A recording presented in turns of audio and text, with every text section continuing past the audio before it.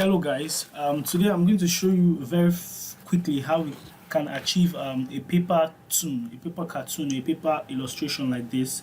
I saw this illustration in one of the CorelDRAW, one of the older CorelDRAW versions, where they uploaded the CorelDRAW usually does this international design challenge, and they post some of their outstanding works, some of the submissions.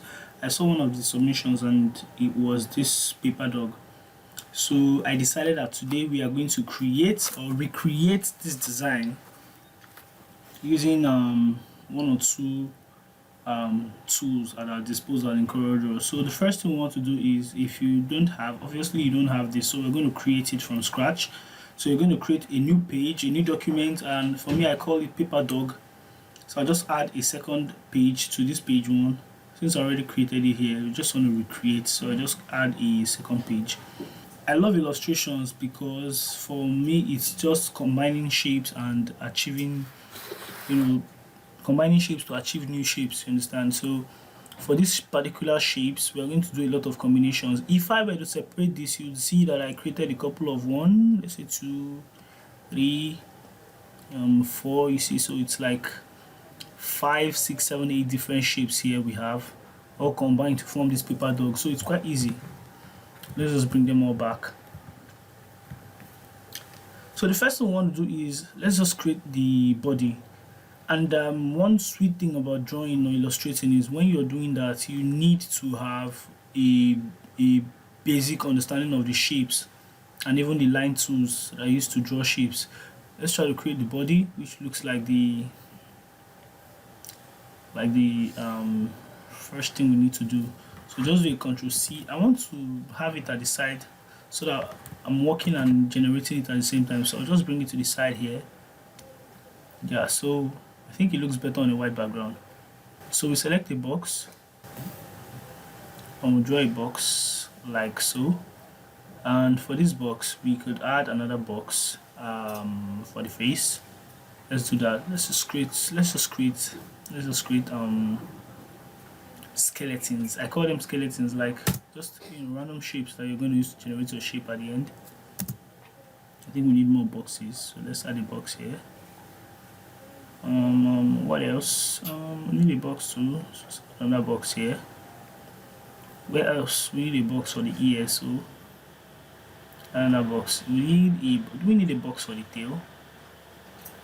Let's just add one. Not necessary, but let's add one. So if you're looking at this, you could see it with your mind's eye, the shapes that we've created. So the first thing we want to do is work with this one. So we'll select this. Now in CorelDRAW, most of the shapes you find here under the tools box, they are kind of like smart. They are smart because one way or the other they have restricted editing. Like, you cannot really edit their nodes as you like. For example, let's just duplicate Ctrl D on this and then bring it to the side. So when you have a rectangle like this, you notice that it has 4 points. Those points are called nodes. If you hover on it, you see it tells you node. So nodes are like the points that form the shape of the object, right? And those nodes are also the points that you can manipulate, you can drag, you can extend, you can bring it in, you can shrink, just to generate a different kind of shape. But you cannot do that to most of these objects by default. You cannot just start generating things randomly by default unless you destroy the shape, right? Now I'll just give you a very quick way to do that. When you select an object and look down here on the properties down, you notice that it tells you that it's a rectangle on layer 1. Any object that CorelDRAW recognizes by its name is a smart object. You have to understand that. Then any other object or vector object that CorelDRAW calls a curve is just a regular vector shape. You can actually modify those shapes as you like. So right now, if you select this, you notice it's called a rectangle on layer 1. So if you destroy this by clicking on Ctrl Q, or just go on your properties bar and locate the last tool there, you'd see it at the last, convert to curves. So just click on that. You will not notice any difference, but this object is no longer a rectangle to CorelDRAW. It is actually a regular vector shape now, and you can edit it as you like. So if you come down here, just for clarification, if you come down here and look at the properties again, you notice it's no longer called a rectangle on layer 1 but a curve on layer 1. That is the difference between a curved object and a smart object. One is restricted, the editing is restricted, the other one has unlimited, doesn't have restrictions for editing. And then there are other properties, but we'll look at that in some other videos, specific videos for referring to the shape tool. So for now, let's just move. So you select this, and now if you select your shape tool, which is the tool you use to edit it, you can actually grab any of the node right now, and you see, you can pull it in. See that? I can double click on any point of the line or part of the line and generate new shapes or new lines or new nodes. I can drag both nodes and push them inside. I can double click here and bring out another shape. Actually, I'm creating the whole thing right now, you can see from here. But we might not need to do that. Let's just go back. Let's just use a rectangle. So we need to generate this curved, this place like this. So to do this, let's slim it down a bit. Select this and drag it in. Make sure it stays on the same line. And then you could add a new node here. Just double click somewhere.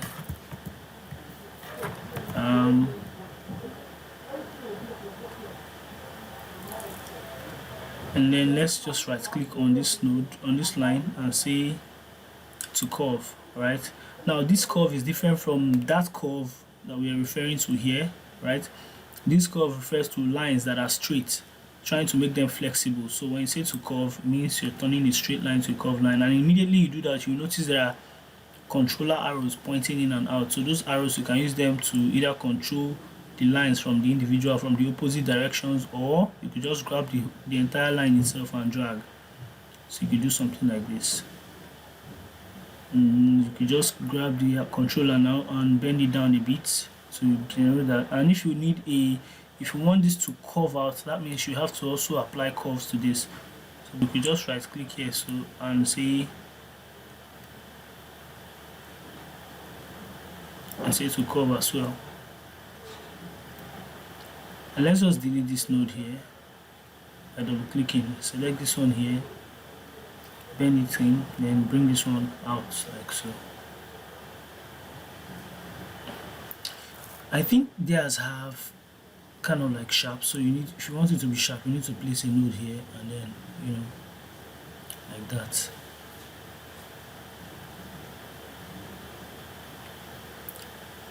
So like this. So we could bring this other shape here, and align it to the top of this. If you want to align, you need to line it up. You need to line it up in such a way that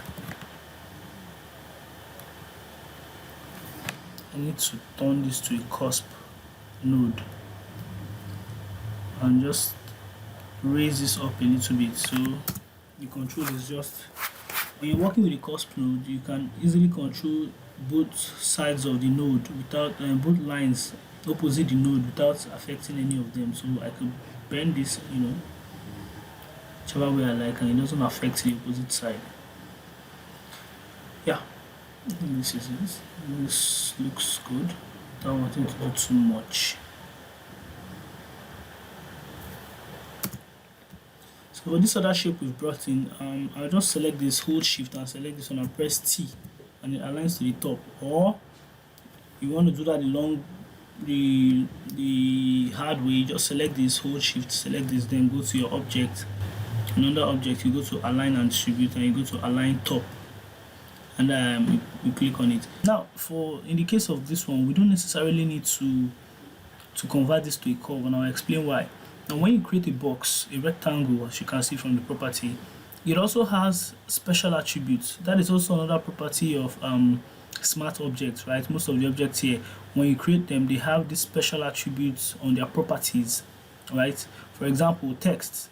When you create text has properties that is only associated to text. You see Arial, you see the font size, you see bold, italize, and all this. These are only attributed to text. You cannot find these properties with shapes, right? So except it's a dingbat font, right? So this is a text property, exclusive text property. That is the font name, font, whatever, and the rest of it. So if you select this box, you see this special property here attributed to it that controls the borders, right? So the corners. So right now we have it selected on round corner because that's what we need, and we need to round out the corner of the bottom right edge, right? So we undo, or sorry, we unlink the four corners so we can edit one individually and just punch it. We just punch 5 here. Let's see 5. You see, kind of like bends in. Okay, I think this looks cool. Yeah, so we use the 0.5 for it, and I think I'm going to leave it like that. Now I need to do the same thing. I'll bring the nose in, and for the nose I'll just let me just delete this one. Just delete this. Let's bring this inside a bit. Let's take this to the side, bring this inside. So for the nose, we select this and then we hold shift to select this, and we align the nose to the top as well. So press T to do that, and we just use the same thing we did here. We just increase this to like 0.5, and yeah, I think that looks cool. We can make it lower, lesser. We can do 0.3 or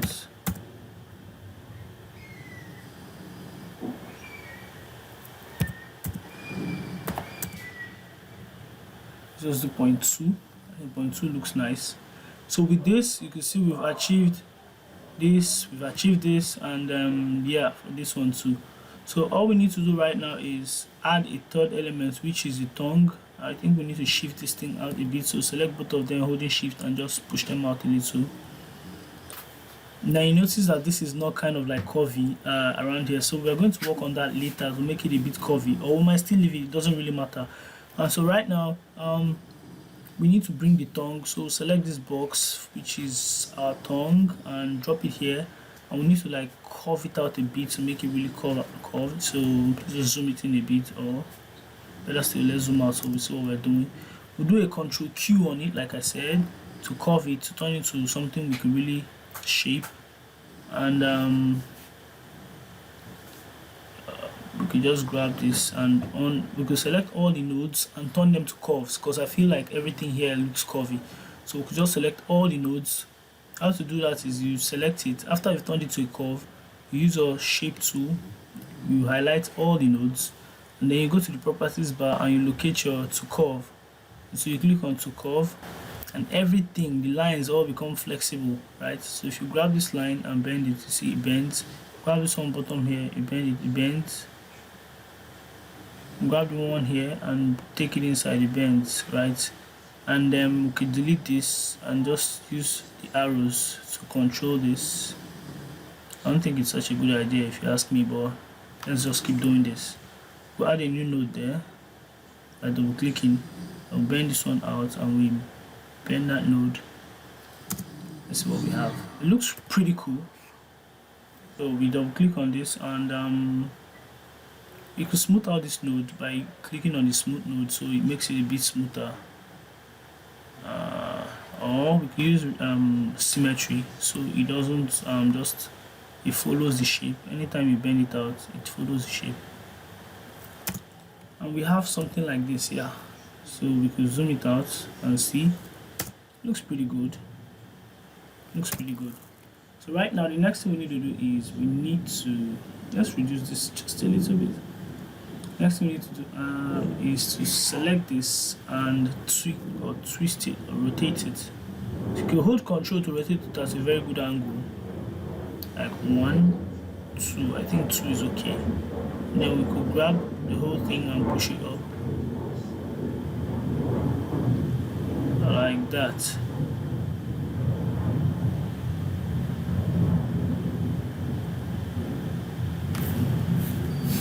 Now if you look at this place, you notice it's not touching, so we have to like make sure it lines up on the edge properly like this. And so for this one, we could double click on this, and we could just grab this and put it here.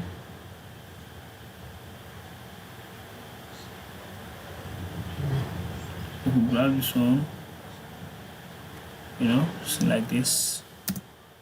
Let's see what we have. Yeah, so it looks pretty cool. Still looks cool. For the tail, we're not going to use the rectangle. Let's just use something else. Let's introduce something that is easier to use. And let's just go to our line tool, our freehand tool. Select this and use our 3-point curve. So for 3-point curve, you can start from the base, click and drag it out to the point where you want the tail to end, say here, and then release your hands and bend it as you like this. Then continue from that same road, click and drag back inside somewhere here and bend it as you like again, and then click the last time and drag it into the first and join it.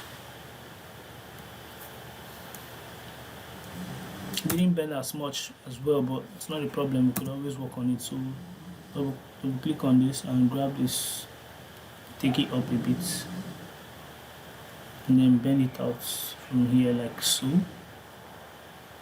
Make sure the shape looks nice,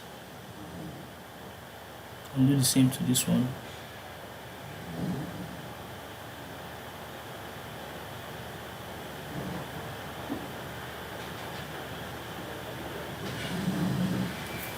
And this is the tail, I reckon. Looks very fat, so we can just close it up a bit. Let me undo this. Select this and just push it in a bit.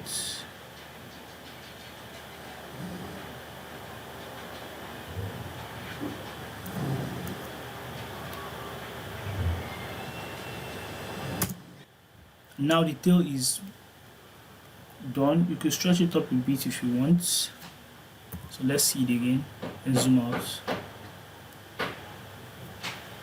Cool. Now we need the dots, we need the whiskers, so we'll just use circles for that. You can just create one circle, tiny circle, hold Control to make it really perfect.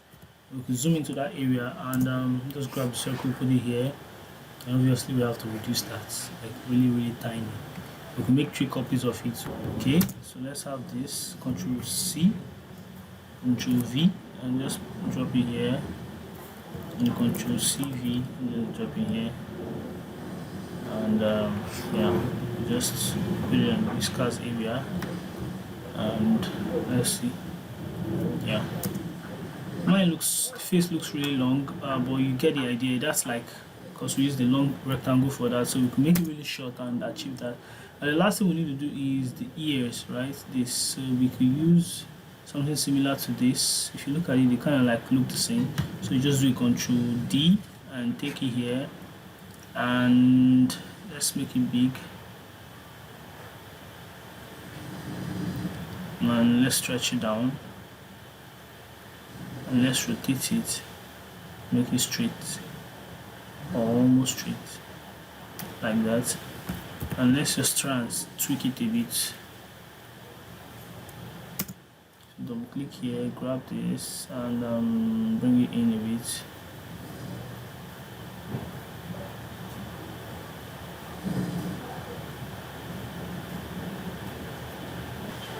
So let's tweak this. So let's look at this. After tweaking it, let's come down here or go up here. So we can try to line up the top edge of the ear with the shape. So we just bend this out like down like so. But you notice that this line is kind of like really flexible because we've converted it to a curve. So we could right click on it again and say to line, and this time it straightens up again. So yeah, so grab this and bend this. So now this top edge is very stiff, while the rest of the line keeps bending as we want. So we'll have this. So let's check it again. Let's see if we are. So I think that's practically how it looks. We could decide to like it raises up a bit, like stretch it out a bit. The ear needs to be quite long, and we could just tilt it a bit by grabbing that control and bending it, and also readjusting the ears. Double click, readjust, highlights it. So we have this.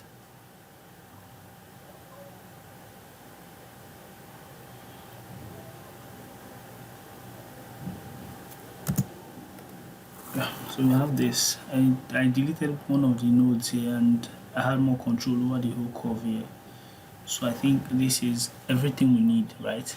So all we need to do right now is to start applying colors. Start applying colors and see what we've done. So we can just grab, it looks like a slight yellow. So let me highlight and see if we can get the color.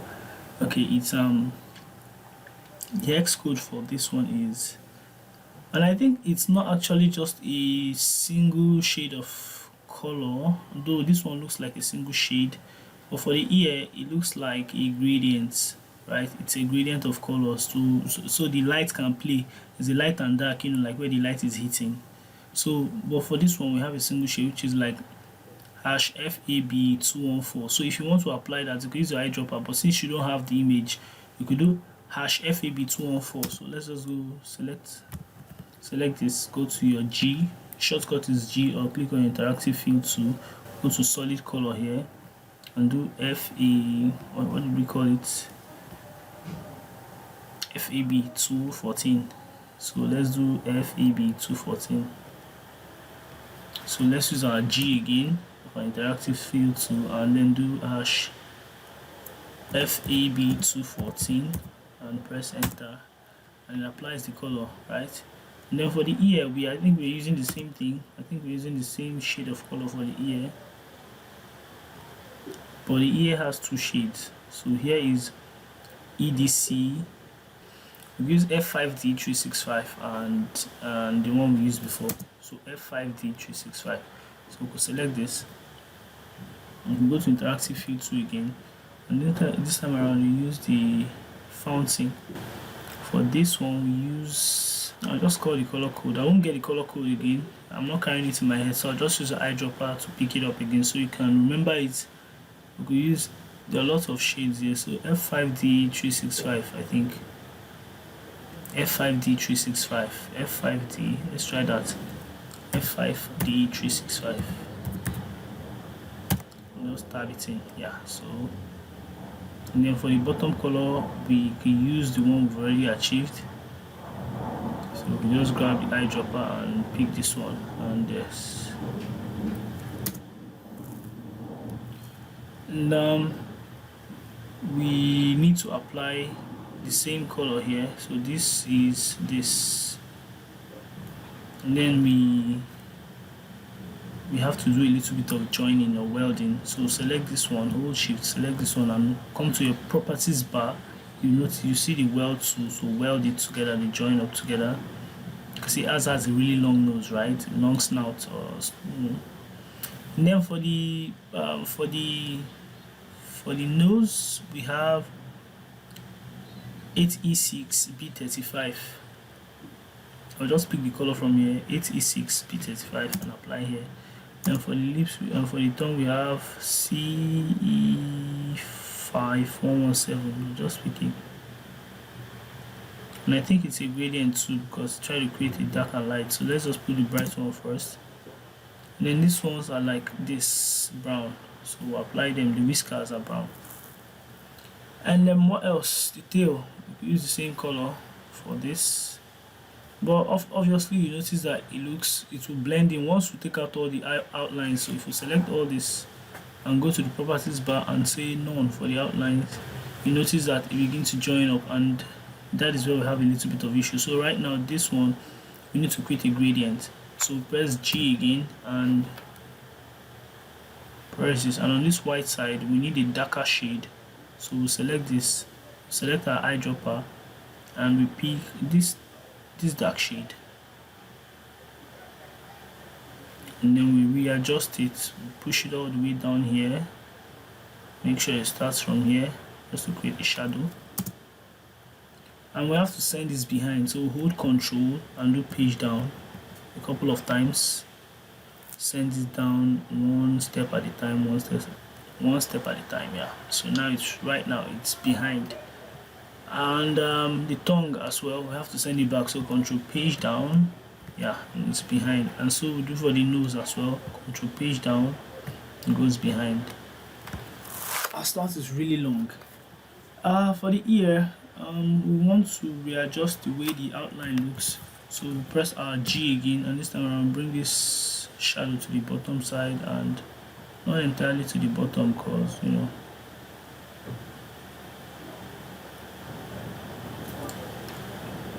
and yeah, we get it like this. So yeah, but obviously you can see there's a little bit of blending. If we do this, if we do there's a little bit of blending you notice with the colors, and you don't want that blending to happen. So notice this blending. So there's a shadow. We have to create a shadow here to to pop out the ears from the body. And how do we create the shadow? Simple. We select the ear. We go to our drop shadow or the shadow tool and click on it. And then we use a flat bottom right, and we pull this shadow inside like this. But it's too sharp, so we feather it by increasing the feather from here. Let's do 35. Looks cool. We could do more increments. 51 looks okay, looks perfect. So we can do this shadowy so it doesn't look too sharp, right? Yeah. And then the color of the shadow might be too dark, so we can reduce it some more to 18 is cool. And then there's the last thing we need to do. We need to separate the image from the shadow. We don't want the shadow hanging. You can see traces of the shadow hanging outside on the sides, right? It's hanging around the image, so we don't want those traces of drop shadow hanging. So the first thing we'll do is to break it apart. So we'll select the drop shadow, we'll press Ctrl K, and then what we've done is we've actually let's undo this. You could also do that from object. You could select the drop shadow and go to objects and say break drop shadow apart. Ctrl K. Ctrl K is an option you use to break things apart. So do that. And now the shadow is separated from the ear. So we can just leave it there. Right now, if you've done this, you've pretty much achieved everything. So let's delete this. Let's delete this.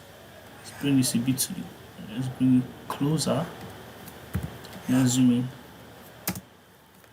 So this is practically what you want to achieve, and I think we've achieved it so far. But if you want to make it, you want to do some more things, this drop shadow that we've added, we need to eliminate the extra shadows outside, and to do that we have to intersect it with this shape. So to do that, you select your drop shadow, or rather you select the shape, because we want to create an intersected drop shadow. So select this shape, hold shift, select your drop shadow, then go to your properties bar. Under the shaping tools, relocate intersect, that is this. It will create an object from where two or more objects overlap, and so where they overlap is where they touch each other. So if you click that, create a drop shadow around it. So we can select this one and delete the external drop shadow. Now we're going to have just the drop shadow that falls within. You see that just the drop shadow that falls within the shape. And just to do some finishing touches, you could also add a gradient to this one by pressing G and using your fountain, and then in this part you use a darker shade of red.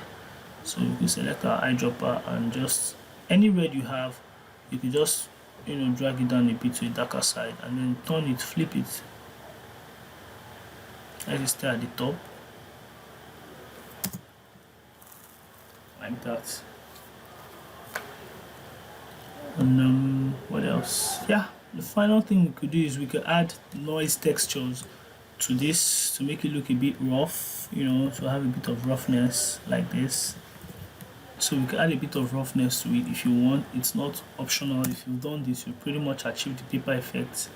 But if you want to do the roughness thing, you could just select this, hold shift, you can select this, select all the shapes you want to apply textures to, and you can just go to effect and say noise, add noise. And right now texture makes use of green, which is not good, so we can use a yellowish, darkish yellow texture like that, and you can say okay, and then it adds textures to the, and there you have it. textured and fine. If you don't want it to have textures, you can leave it plain. It looks really awesome like that. If you have textures, it also looks awesome like that.